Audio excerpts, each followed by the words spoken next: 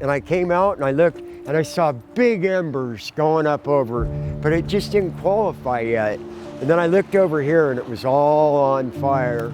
And I go, wow, that's on the other side of the river. And I turned and looked, our hill was on fire. And that's when I went and woke up my wife.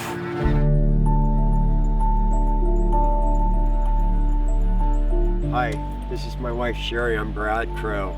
Our house burned down. As you can see, everything burned down up here. We lost our home on September 8th in the Holiday Farm Fire, 2020. The fire started 4 miles up. We had high winds. We went to bed. The electricity was out. I set candles, and I woke up smelling smoke close to midnight.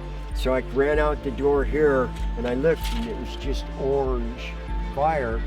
And then I came around the corner this way because our house is there. I looked up and I could see the fire on the hill. I got my wife up, she grabbed the kids, the to-go bag for diapers and stuff. By then the fire was right here to this big tall one right here, corner of our property. In a minute and a half we were loaded and in the cars and going. My wife and the kids had already just left, and I loaded up and I drove less than 1 mile down, and I go, I'm gonna go back and get the other cats. And then I turned around and I drove to right there, and this is like a minute or two later, and all this was on fire. Couldn't make it past the road. The fire was so fast that when we left, the fire was going faster than the caravan of cars going down. It was actually passing us up going into town. We were gonna meet at Albertsons, right? And I pulled in and I didn't see the vehicle, and I was like, oh, and scared for my family. And then here they come around, and there we were. There's not even sadness yet, just despair. Where do we go? I didn't even have time to get my wallet. Sherry grabbed her purse, and so we lived off of that for a couple weeks.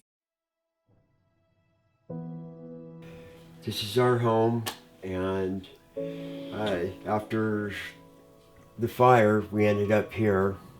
We didn't have anything, and our DHS were foster parents for 2 beautiful kids, our grandchildren.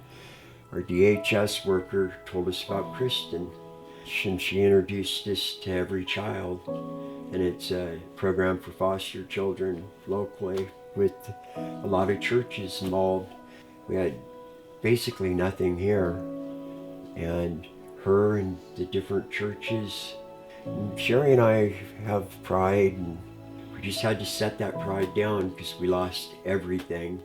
What came out of it is we learned to be a little humbler and to accept some help. I'm so grateful. And still am. I mean, we look around, everything here was given to us. Yep. Just feel really blessed. After everything was brought here for us, that was when our house became a home. Yep. For the kids. My heart goes out to some of the non-believers that are still living in motels. If they could witness the love that's been shown to us, and the time and the thanksgiving just from brothers in Christ and sisters in Christ, and just the love that they've shared and lifted us up, is that we get these calls, and sometimes it's just right on time. We're just checking on you. Is everything okay? Do you need anything? And that's what I have to say about the Every Child and Kristen and the church group, Matt, everybody coming to our... Donna and Robert. Yeah, Donna and Robert. Is we had brothers and sisters that we didn't even know, and their love has helped lift us up. This was our house. It was built in the 40s, a fishing cabin. It was built from wood here on the property. They milled it here. We got nothing except for ourselves out. I've got one of our 3 cats out, and we buried the other 2 today and Thursday, and I don't know why. We left the safe, money in the safe. I left my wallet, but I grabbed our family Bible and got it out. I mean, and this is all our house here, and that was a structure, and that was a structure, and that was a structure. Over here's our neighbors, and it's the same way, up and down. This is what's left.